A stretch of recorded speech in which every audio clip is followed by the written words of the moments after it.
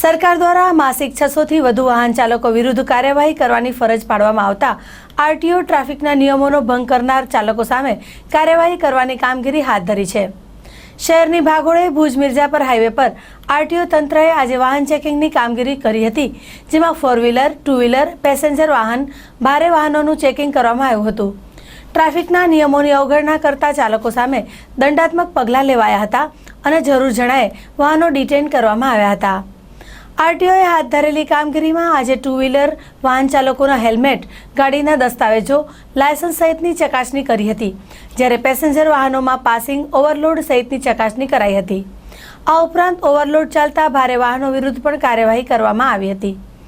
RTO તંત્ર દ્વારા હવે કાયમી ધોરણે ચેકિંગ ઝુંબેશ હાથ ધરીને ટ્રાફિકના નિયમોનો ભંગ કરતા વાહન ચાલકોને દંડ ફટકારવામાં આવશે, જેમાં પ્રતિદિન 50 થી 100 વાહનોનું લક્ષ્યાંક રાખીને કાર્યવાહી કરવામાં આવશે।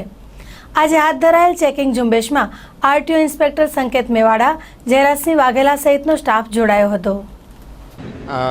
આજ જે નવા મહિનાનો પરિપત્ર આવ્યો છે કમિશનર સાહેબશ્રીનો, એમાંથી અમે ચાલુ કર્યું છે અને આ મહિનાથી જુલાઈ મહિનાથી સઘન ચેકિંગ ચાલુ જ છે અને દરેક ઇન્સ્પેક્ટરને ફરજિયાતપણે આસિસ્ટન્ટ ઇન્સ્પેક્ટરને 250 મેમાં, પછી જે ઇન્સ્પેક્ટર હોય એને 200 મેમાં અને આરટીઓ એઆરટીઓને 50 મેમાં બનાવવાનો ટાર્ગેટ આપેલો છે। કેમ કે આ ટાર્ગેટ એટલા માટે આપ્યો છે કે ગુજરાત સરકારની અંદર મીન્સ કે ગુજરાત અને દેશની અંદર જે માર્ગ અકસ્માતો વધી રહ્યા છે, બરાબર, એના કારણે ગુજરાત સરકારે પરિપત્ર અમલમાં મૂક્યો છે અને આ ચેકિંગ રોજે રોજ ચાલુ રહેશે। 2 વ્હીલર, પછી જે ભારે વાહનો છે, હલકા વાહનો છે, તમામનું ચેકિંગ અમે સઘન ચેકિંગની ઝુંબેશ ચાલુ કરી રહ્યા છીએ। સાહેબ, આ ચેકિંગ દરમિયાન કયા વાહનો, જેવા કે પેસેન્જર વાહનો છે, તો કયા પેસેન્જર વાહનોની સામે દંડનીય કાર્યવાહી થશે અને શું કાર્યવાહી કરશો? જે હલકા વાહનો છે, જેમ કે 2 વ્હીલર છે, એની અંદર હેલ્મેટ છે, લાયસન્સ છે, એની ઉપર દંડનીય કાર્યવાહી થશે।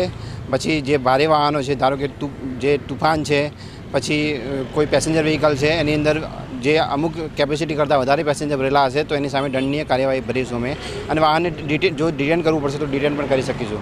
પછી બીજું કે જે ભારે વાહન છે એની અંદર ઓવરલોડિંગ ભર્યો હશે અથવા ઓવર ડાયમેન્શન જે ભરેલું હશે એની ઉપર અમે દંડનીય કાર્યવાહી કરીશું અને સવારથી અમે 3 કલાકની અંદર 60 મેમાં બનાવી ચૂક્યા છીએ આજ સુધીમાં, આજે સવારે।